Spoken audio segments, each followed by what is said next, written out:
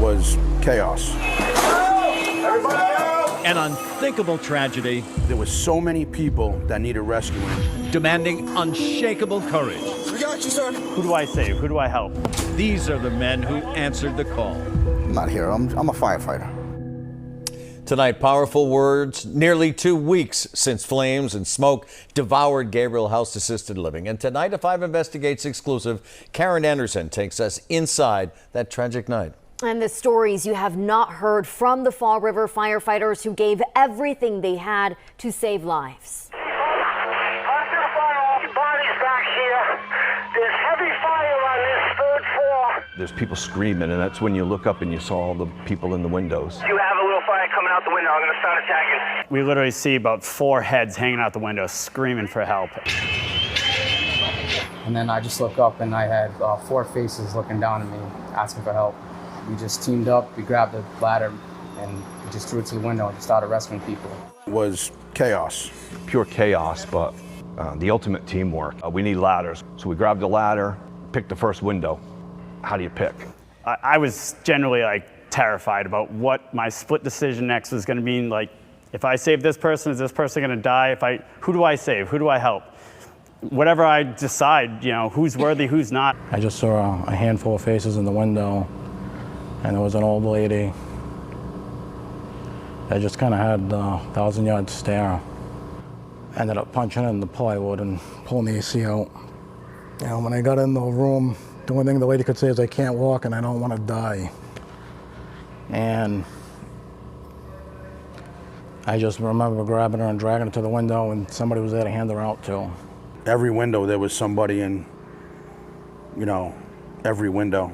And on the inside, a different kind of horror. You couldn't see anything in there. You're walking down the hallway, hot, dark, but we just come across a door that is bright red. We're just applying water, kicking in every door we can. Like I said before, the line just bursts. So now we're stuck in this building with no water. Many of the residents were not able to walk, and some wouldn't leave. He says, "We gotta go. The place is on fire. We gotta leave now." And I was close enough to him where he reached up and punched me in the mask. He tried to come at me. I got him off the bed. I was able to get underneath his shoulder and just kind of move him out of the room. When you were facing someone who was fighting you, you could have walked away and gone to someone else, but you stayed. How come? I would have never walked away, He was the person at the time that had to beat it. I wouldn't have turned my back. You got him out. Got him out. Yeah. What kept you going back?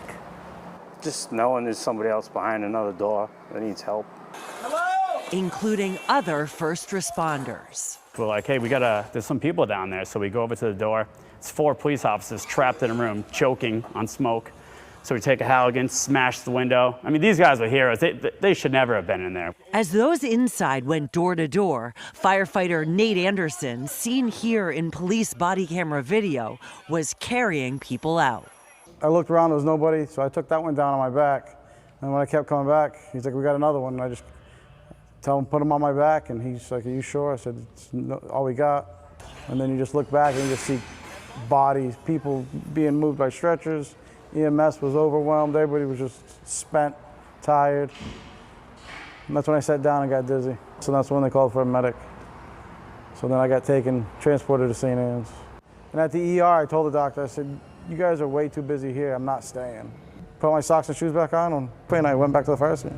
Why did you want to go back? Everybody was there. Yeah, there was still work to be done. Nate carried down 25 plus people from the 3rd and 2nd floor. He went until his body said, "I can't go anymore." And then he came back to the fire scene. I saw a shirtless guy walking down the street, and I said, who's this homeless guy? And then I said, "Oh wait, that's Nate." Because Nate had checked out of the hospital, they had cut his shirt off, and he still had 12 leads on for his heart rate. When you think you've reached your breaking point and you're tired, you still had to pick up and do more, and a lot more. And everybody there made it happen. Gassed. Myself and my crew, we literally coat off, helmet off, just laid on the cement, just had to stop. Put your coat back on, your helmet back on, and back over because there were still more people in the windows. We're not heroes. It's our job. It's just what we do. The Fall River Fire Chief says this is about ordinary people called to do the impossible that night.